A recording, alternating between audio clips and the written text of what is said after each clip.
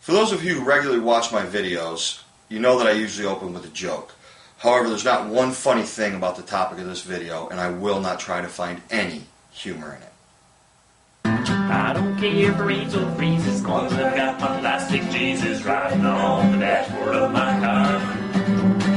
You can buy pink and pleasant clothes and darkest phosphorus and plastic Jesus, you will take me far. On Wednesday, November 2nd of this year, the Michigan State Senate passed an anti-bullying law designated House Resolution 4746, or better known as Matt's Safe School Law.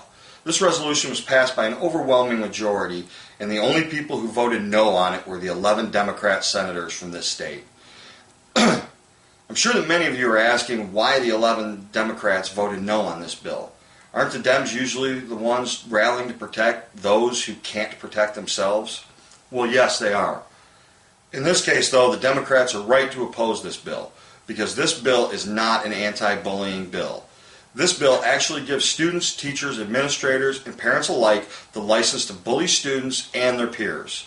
As I read the many news articles about this bill and then read the actual bill, I shook with rage. I couldn't believe the blatant bigotry and protections that were being given to bullies.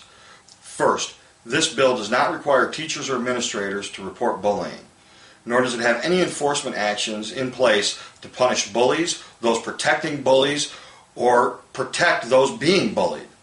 But perhaps the most vile part of this bill is the clause that actually gives permission to bully if the bully holds sincerely held religious beliefs or moral conviction of a school employee, school volunteer, pupil, pupil's parent, or guardian.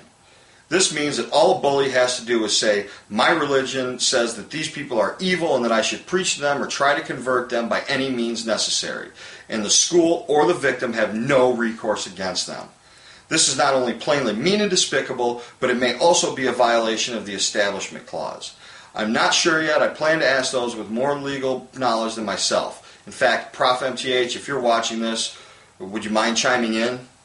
But by giving the religious an exception from the law, the state is effectively endorsing one set of religious beliefs over another.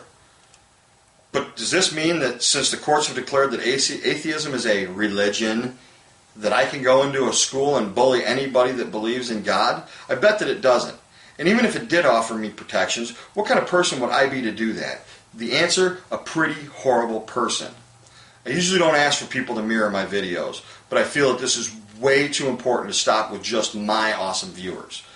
If you live in Michigan, have a subscriber that lives in Michigan, know somebody that lives in Michigan, or have ever even heard of Michigan, please mirror this video, or tweet it, or share it on Facebook, or email it to friends so they can do the same.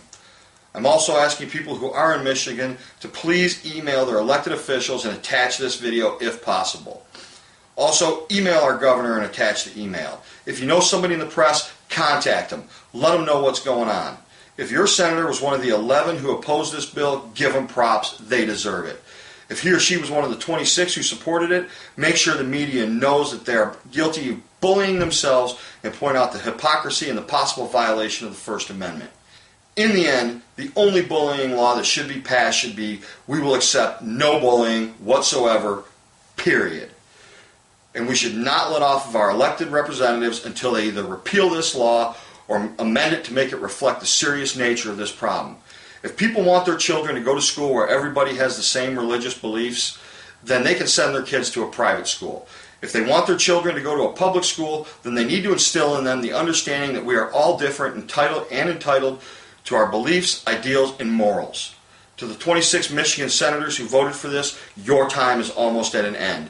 Your continued fight against individual rights and freedom has been noted, and the people in Michigan will not stand for your hatred or bigotry. This is just another nail in the coffin of your political career. Elections are coming soon, and this insult will not be forgotten. Until next time, YouTube, one love. You can buy sweet Madonna, dress in rhymes, don't dress in